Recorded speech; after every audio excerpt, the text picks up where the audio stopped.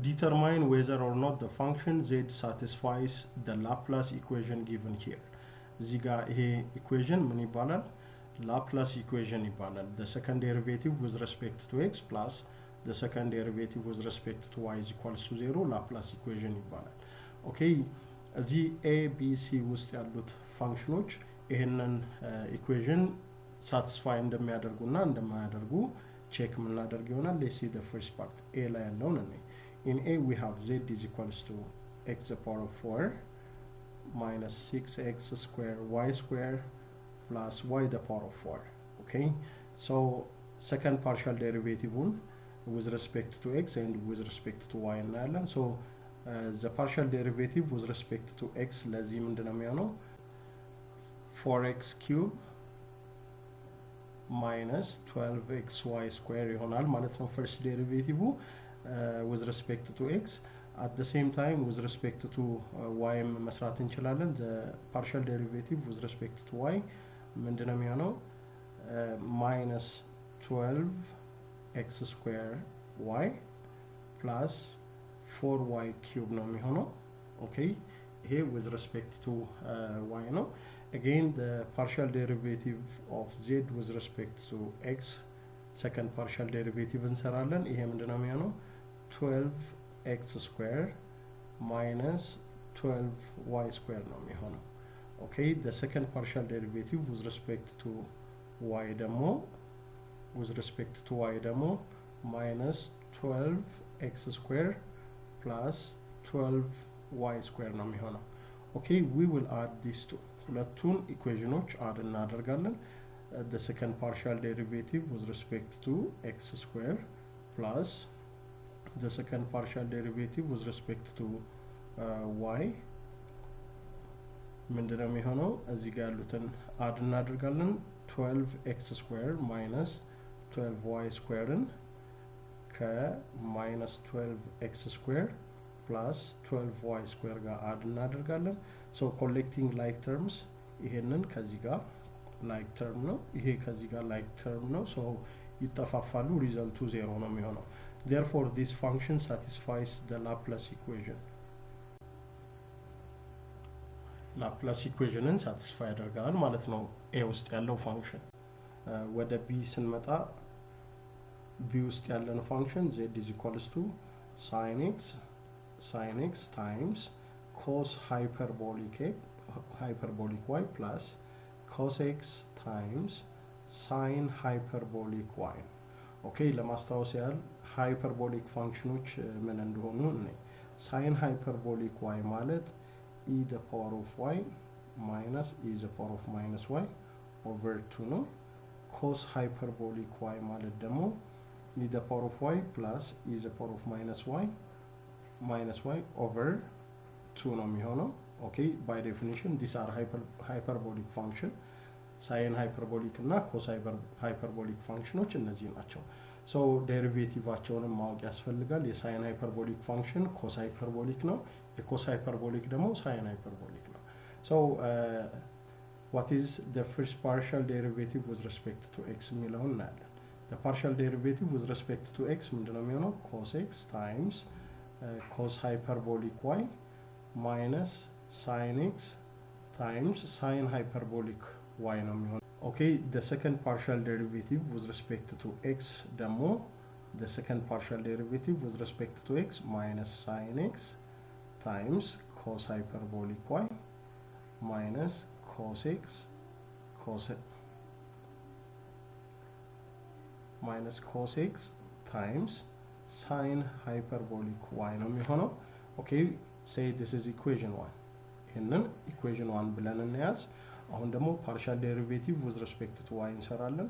So the first partial derivative with respect to y ስንሰራ x እንደ constant ስለሆነ እነዚህን ነው ዴሪቬቲቫቸውን እንሰራው ማለት ነው. So this becomes sin x times sin hyperbolic y plus cos x times cos hyperbolic y ይሆናል. And the second partial derivative of z with respect to y ምንድነው የሚሆነው? This becomes sin x times cos hyperbolic y plus cos x times sine hyperbolic y ይሆናል ማለት ነው። say this is equation 2. So add equation 1 and 2. Add 1 and 2. Okay, the result becomes the second partial derivative of z with respect to x square plus the second partial derivative of z with respect to y square. ሁለቱን ዳይሬክትሊ አድ ስናደርግ የሚጠፋፉ ተርሞች ይኖራሉ።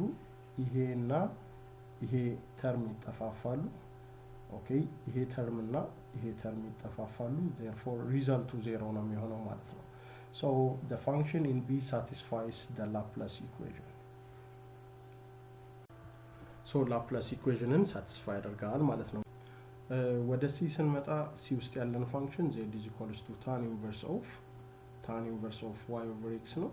so ይሄ ፋንክሽን ላፕላስ ኢኩዌሽንን ሳቲስፋይ ያደርጋል ወይስ አያደርግም የሚለውን የምናየውናል። ይሄንን ከማየታችን በፊት ግን you need to remember the derivative of inverse trigonometric functions. For example, if we have y is equals to tan inverse of x, the derivative of tan inverse of x or dy by dx ምን እንደሆነ ማወቅ ያስፈልገናል ማለት ነው። so you need to revise this concept. so this is 1 over 1 plus x squared. ይሄንን አይዲያ ልናውቅ ይገባል። the other thing እዚህ ውስጥ chain rule at the same time እንጠቀማለን። so you need to be familiar with the derivative of inverse trigonometric function. so ወደ partial derivativeአችን ስንመለስ the partial derivative of z with respect to x is the same as the partial derivative of tan inverse of y over x. okay, tan inverse of y over x ነው የሚሆነው። so እዚህ ውስጥ inner derivative ይኖረናል ማለት ነው። so chain rule at the same time እንጠቀማለን ማለት ነው። so ይሄ ምንድነው የሚሆነው 1 over 1 plus y over x the whole square times the inner derivative. we take the inner derivative with respect to x. okay, inner derivative with respect to x እንሰራለን ማለት ነው። so this becomes 1 over 1 plus y square over x square times minus y over x square ነው የሚሆነው ማለት ነው። so rewrite ስናደርገው ይሄንን simplify ስናደርገው ምን ይሰጠናል? minus y over x square plus y square ይሰጠናል። this is the partial derivative of z with respect to x. አሁን ይሄ partial derivative first order partial derivative with respect to x ይሄንን ይሰጠናል minus y over x square plus y square. so second partial derivative እንሰራለን ከዚህ ላይ second partial derivative with respect to x ምን ይሆናል ማለት ነው? we take the derivative or the partial derivative of minus y over x square plus y square with respect to x partial derivative እንሰራለን። so እዚህ ጋር quotient rule apply እናደርጋለን ማለት ነው።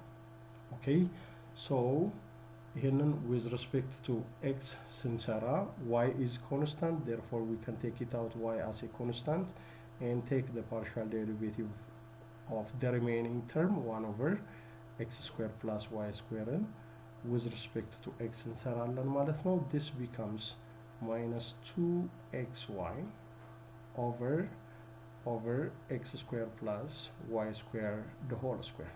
okay, ስለዚህ ምን አለን ማለት ነው? the second order partial derivative of z with respect to x square ምን አለን? minus 2xy over x square plus y square the whole square አለን ማለት ነው። so ይሄንን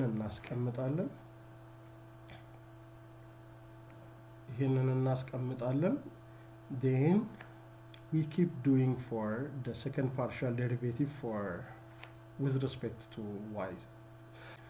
so now we keep doing for the second partial derivative with respect to y. okay, the partial derivative of z with respect to y ማለት the partial derivative of tan inverse of y over x ማለት ነው። so this is the same as 1 over 1 plus y over x the whole square times inner derivative with respect to y እንሰራለን። የማንን የy over xን inner derivative እንሰራለን ማለት ነው። this term እቺ ብቻዋን 1 over y 1 over x ነው የምትሆነው። so this becomes 1 over 1 plus y square over x square times 1 over x ነው የሚሆነው። so ይሄን simplify ስናደርግ የምናገኘው x over x square plus y square. This is the first order partial derivative of z with respect to okay የዚህን partial derivative with respect to y እንሰራለን። okay second order partial derivative ለማግኘት so the second order partial derivative of z with respect to y ማለት የማንን partial derivative with respect to y ነው የምንሰራው የx over x square plus y square. so x remains constant, x አውጥተን የ1 over x square plus y square partial derivative with respect to y እንሰራለን።